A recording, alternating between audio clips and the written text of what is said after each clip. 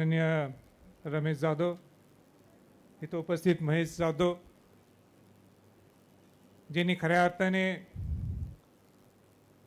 हे संग्रहालय उभा करण्यासाठी ज्यांनी प्रयत्न केला ते मराठा महासंघाचे अध्यक्ष माननीय वसंतरावजी मुळीक,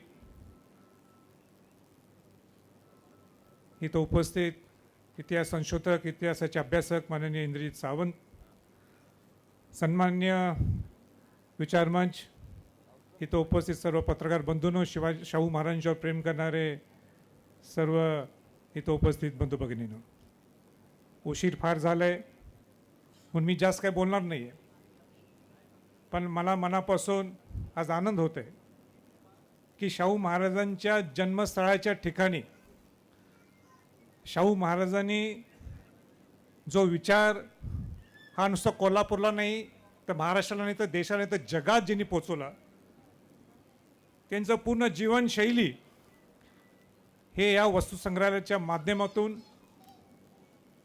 हे आपल्याला सर्वांना पाहायला मिळणार आहे. आज लोक अर्पण सोहळा सुद्धा त्याचा झालेला आहे. राजश्री छत्रपती शाहू महाराज हे काय नुसते कोल्हापूर जिल्ह्यासाठी हे मर्यादित नव्हते.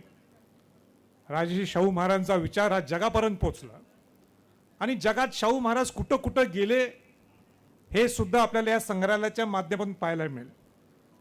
लंडनला गेले असतील, महाराष्ट्रात पिंपळगाव बसवंतला गेले असतील, खामगावला मराठा परिषदला गेले असतील, नागपूरला बहिष्कृत समाजाच्या अधिवेशनाला गेले असतील, पिंपळगाव बसवंतला तर फार मोठा इतिहास आहे. ते सगळं इथं वर्णन हे आपल्याला शाहू महाराजांच्या वेगळ्या वेगळ्या गौरवशाली किंवा किंबहुना ज्या पद्धतीने एक विजन बॉन्ड कार्यक्रम करून शाहू महाराज कसे आले होते प्रतिकूल परिस्थितीत, हे खरोखरच उल्लेखनीय आहे.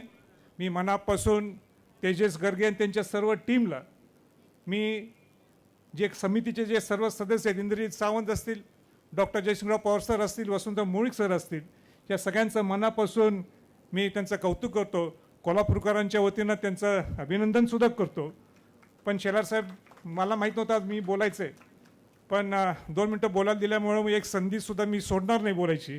आणि ते म्हणजे आपण इथं आलात, आपण आपलं काम करण्याची पद्धत, म्हणजे पूर्वी सांस्कृतिक मंत्री कोण आहे हे काही माहीत नसायचं. सांस्कृतिक मंत्री कुठं गायब झालं आहे हे सुद्धा आम्हाला समजायचं नाही. पण सांस्कृतिक मंत्री आता परदेशात जाऊन अनेक गोष्टी ज्या महाराष्ट्राच्या किंबहुना आपल्या अस्मितेचे जे वस्तू आहेत, वास्तू आहेत, ह्या सगळ्या तुम्ही आणण्यासाठी तुमचा प्रामाणिक प्रयत्न आहे. आणि म्हणून माझ्या 2 मागण्या आहेत आपल्याकडे. एक मागणी म्हणजे जे धाडस तुम्ही आत्तापर्यंत केलेलं ते धाडस आणि करावं. ते मी खासदार असताना सुद्धा पंतप्रधान नरेंद्र मोदीजींना सुद्धा पत्र दिलं होतं. ते म्हणजे जगदंबा तलवार.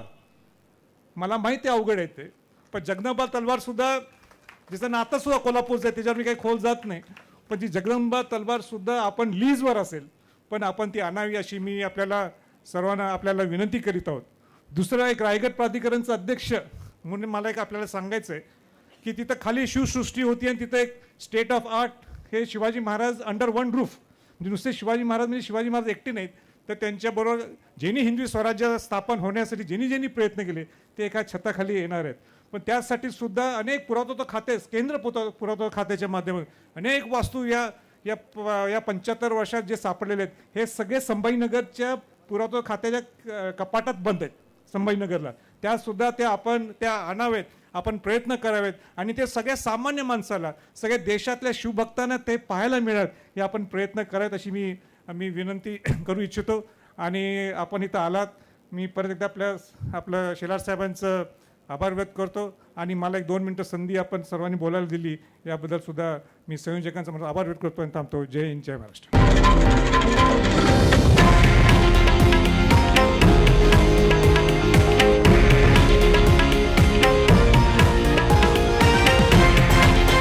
हे आहे देशातील नंबर 1 न्यूज नेटवर्क आणि आपण पाहत आहात TV9 मराठी, एकमेव.